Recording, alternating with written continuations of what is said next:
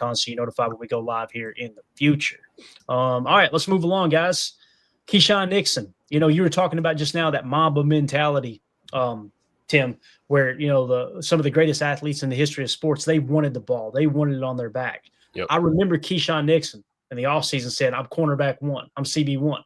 I rolled my eyes. I'm like, Bob. I think a lot of us did. Yeah. I was like, man, we've watched you play, and you're not a bad football player. But cornerback 1, what are we talking about here? Let's dive into it real quick. And I want to ask you guys before we get into the numbers. I'll start with you, Tim. Looks like Jacob might be busy there, unless you're available to Jacob. I'll start with Jacob here.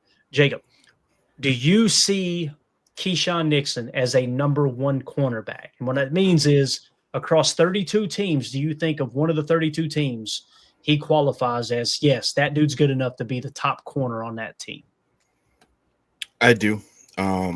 Last game, I think he took a little bit of a step back, just maybe with some mental stuff and just being out of position. But let's not forget that that's pretty recently after, I think he had, 5 pass deflections in a game, which was just unheard of.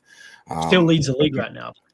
Yeah, and like you said, the offseason mentality, him being very vocal at the end of that season, talking about how he didn't really necessarily want to return kicks. Like you said, I kind of rolled my eyes, to be honest, and I said, man, you're talking pretty tough for a guy that hasn't really put it all together yet. But at this point, especially at this point in the season so far, I think that he definitely deserves to be calling himself a CB1. Mm-hmm.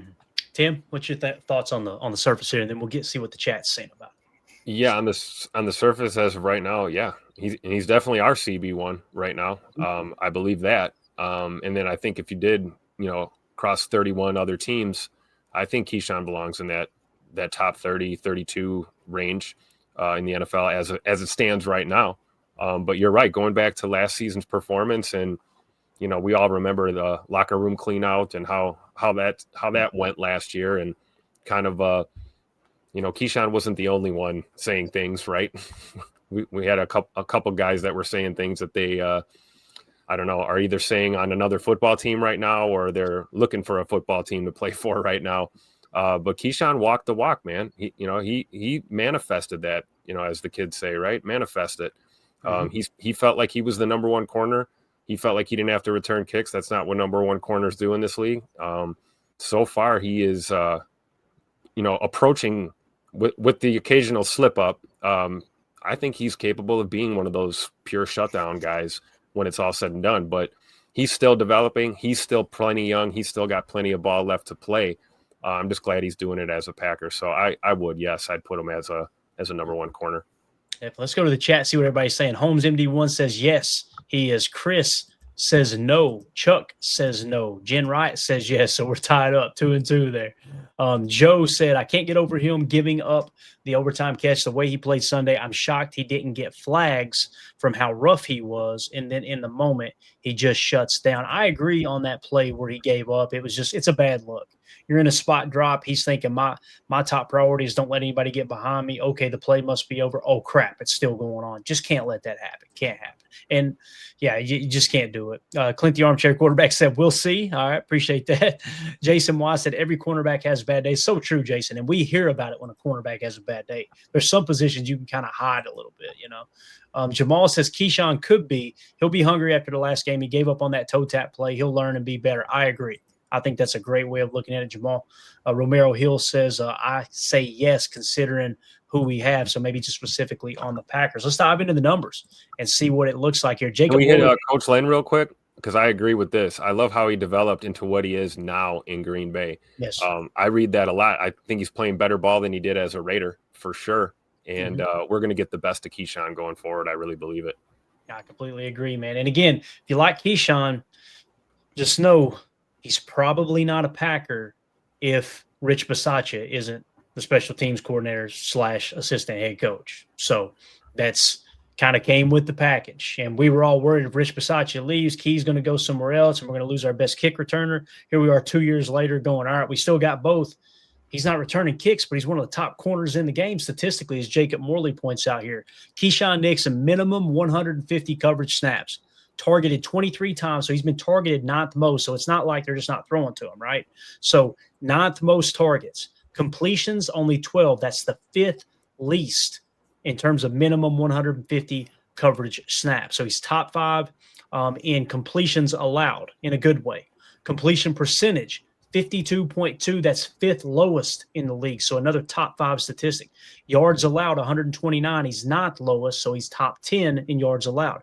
Yak with 32. That's 4th lowest, another top 5 spot.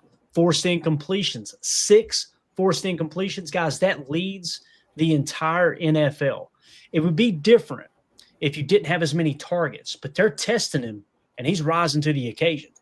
Forced incompletion percentage, 26, and he's sitting first in that statistic across the rest of the league. Pass breakups, like you said, Jacob, 5 PBUs, he's leading the league in and with those 5 breakups.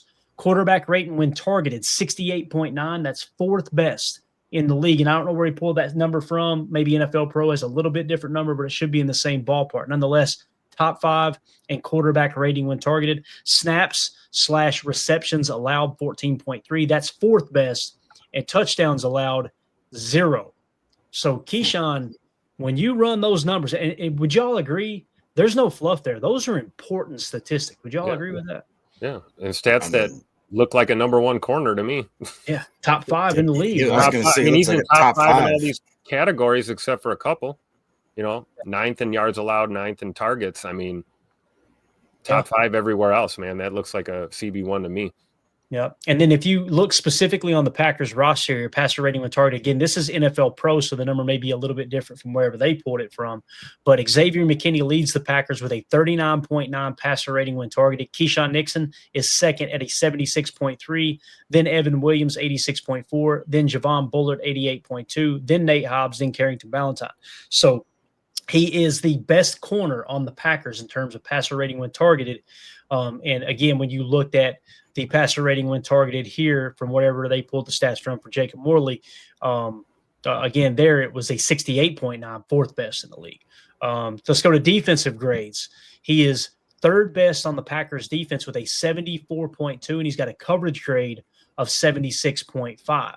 Okay, so if you go across the entire National Football League coverage grade, you'll notice Keisean Nixon is 10th in coverage grade, 76.5. You guys know we say PFF isn't everything. It's not the gospel. But when you take PFF and you take all these other statistics and you turn on the tape and everything's saying the same thing, that's when you check the box. So we've got to definitely slam dunk. He is playing, and this could change. We might get 3/4 way through the season. He suck, right? That's always a possibility. But right now, through the first quarter of the season, Keisean Nixon is absolutely a top 10 corner. And the case, I think, can be made very, very easily for him being a top 5 corner when you take everything into consideration. That's exciting, man. And the most exciting part, Jen mentioned it earlier, talking about the cap hit of $6 million. Look at what we're paying him, guys. His cap hit this year is $6.8 million. We got him under contract next year when he turns 29 at $7.1 million cap.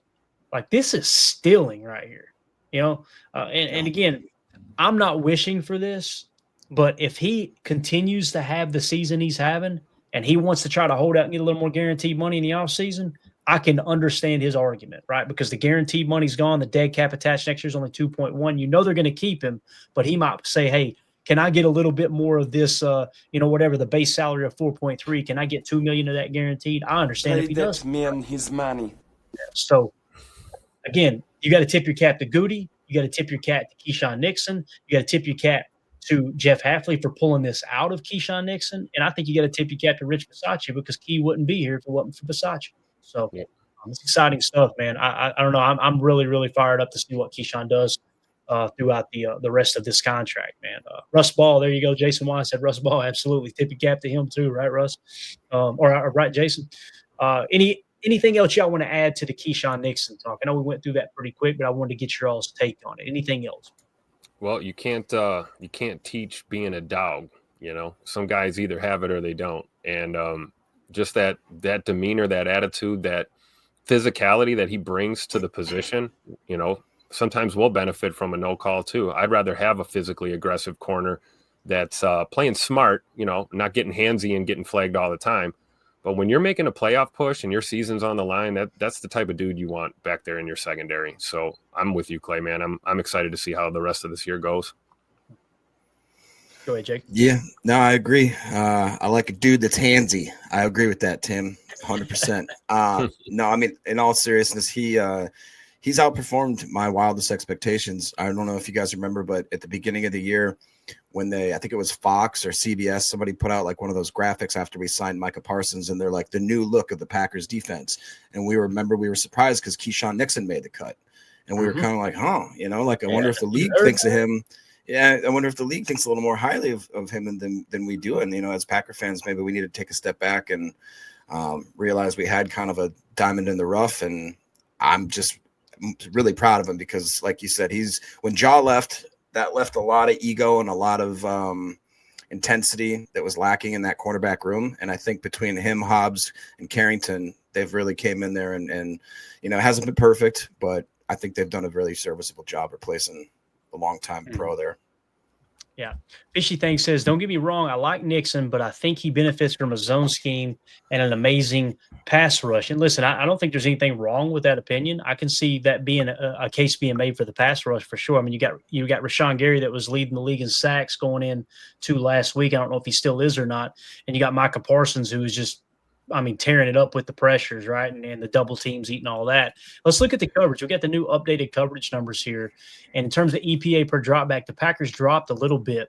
They were playing 37% cover 3 zone, 21% cover 2 zone, 14% cover 6. Actually, let's back up.